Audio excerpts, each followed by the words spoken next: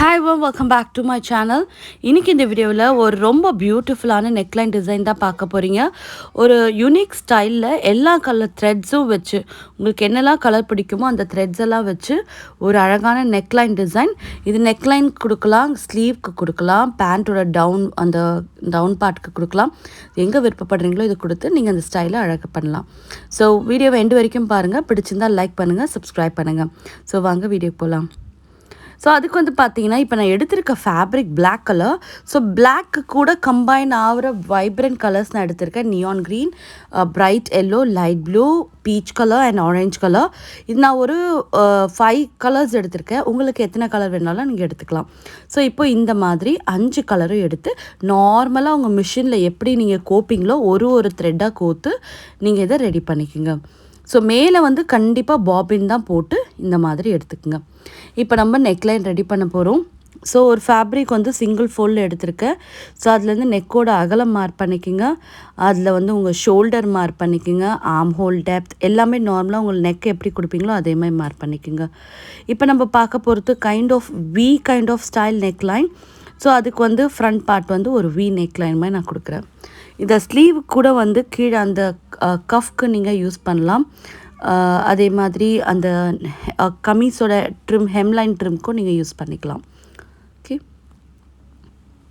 So நீங்கள் என்ன colour fabric எடுக்கிறீங்களோ அதுக்கு ரிலவெண்ட்டாக இருக்க கலர் த்ரெட்ஸ் நீங்கள் போடும்போது இந்த மாதிரியான ஒரு டிசைன் வந்து கண்டிப்பாக வைப்ரேட்டிங்காக நல்லா அழகாக தெரியும். டைரெக்டாக பார்க்கும்போது ரொம்ப அழகாகவே இருந்தது இந்த டிசைன்.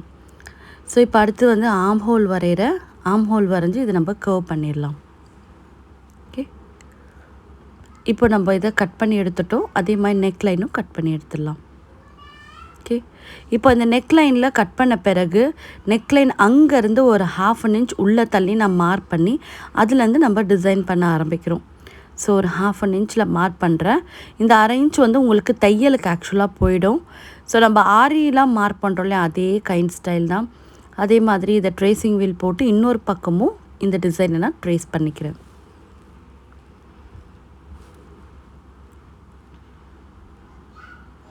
ஓகே, ஸோ இதை ஓப்பன் பண்ணிவிட்டு இங்கே இருக்க அதே டிசைனை நான் இந்த பக்கமும் ட்ரேஸ் பண்ணி கொடுக்குறேன்.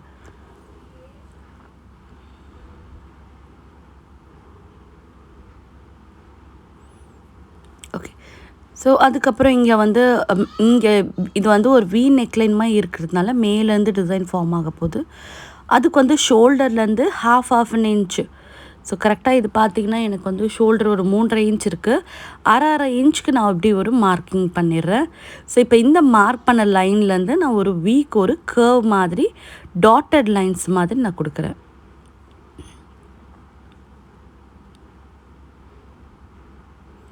ஸோ எந்த டிசைன் பண்ணுறதா இருந்தாலும் ஃபஸ்ட்டு இந்த மாதிரி என்ன பண்ண போகிறோமோ அதை நீங்கள் ஒரு லைன் மாதிரியோ ட்ரா பண்ணி வச்சிட்டிங்கன்னா அது மேலேயே தைக்கும்போது கண்டிப்பாக நீங்கள் வந்து பர்ஃபெக்டாக உங்களுக்கு அந்த ஸ்டிச் லைன் வரும். ஓகே,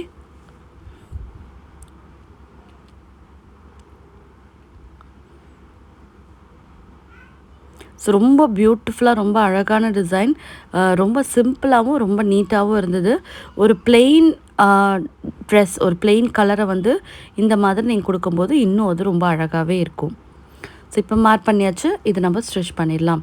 இப்போது மேலேருந்து இங்கேருந்து இதை கர்வ் பண்ணி வந்து இந்த இடத்துல ஸ்டாப் பண்ண போகிறோம்.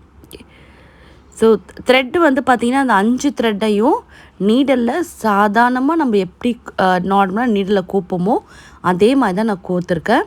ஸோ அதில் எந்த ஒரு சேஞ்சும் இல்லை, பெரிய டெக்னிக்லாம் எதுவும் இல்லை. ஒருவேளை உங்களுக்கு கோக்க வரல அப்படின்னு நினச்சிங்கன்னா மிஷினில் நீடில் அந்த த்ரெட்டை கோக்கிறதுக்காக ஒரு சின்ன டூல் மாதிரி இருக்கு இல்லையா, அதை வாங்கி கூட நீங்கள் ட்ரை பண்ணலாம். ஆனால் அவ்வளோ கஷ்டப்பட தேவையில்லை, அது நீட்டாக வந்து நம்ம கோத்துடலாம். ஓகே, ஸோ இப்போது இதுக்கு மேலே நம்ம வரைஞ்ச லைன் இருக்கு இல்லைங்களா, அதுக்கு மேலே நான் பொறுமையாக நீட்டாக தைச்சி முடிக்கிறேன். பிலீவ் மீ ரொம்ப பியூட்டிஃபுல்லாக வந்து அதில் பீட் ஒர்க்கு நான் கொடுத்துருந்தேன்.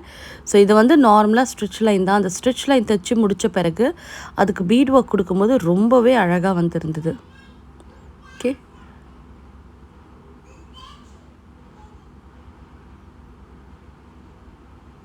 ஸோ ஒரு லைனும் இதே மாதிரி தைச்சு எண்ட் ஆகும்போது கொஞ்சம் பேக் ஸ்டிச் போட்டு ஸ்டாப் பண்ணிவிடுங்க. அதே மாதிரி இந்த பக்கம் நெக்லைனும் பேக் ஸ்டிச்சில் ஆரம்பித்து அப்படியே மேலே போய் ஃபினிஷ் பண்ணிவிடுங்க. ஓகே, ஸோ இப்போ அடுத்தது வந்து பார்த்திங்கன்னா இதுக்கு இன்டர்ஃபேஸிங் கேன்வாஸ் கொடுத்து நெக்லைன் திருப்புறோம். 1/2 இன்ச்சுக்கு வந்து அந்த நெக்லைனை அதே மாதிரி ஸ்டிச் பண்ணி நாச்சஸ் அடித்து துணியோட ராங் சைடுக்கு நம்ம டர்ன் பண்ணிட்டோன்னா இந்த நெக்லைன் வந்து நீட்டாக நமக்கு ஃபினிஷ் ஆகிடும். ஸோ இதை சுற்றி நாச்சஸ் கட் பண்ணுறேன். நாச்சஸ் கட் பண்ணி இதை வந்து துணியோட ராங் சைடுக்கு நான் டர்ன் பண்ணி கொடுக்குறேன்.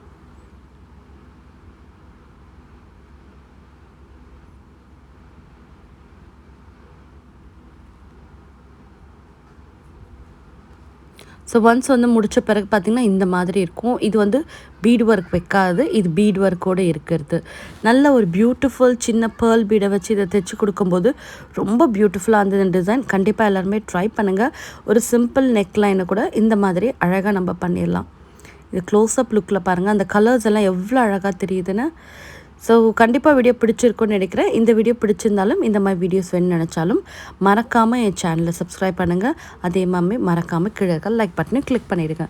See you next time. Till take care. Bye bye.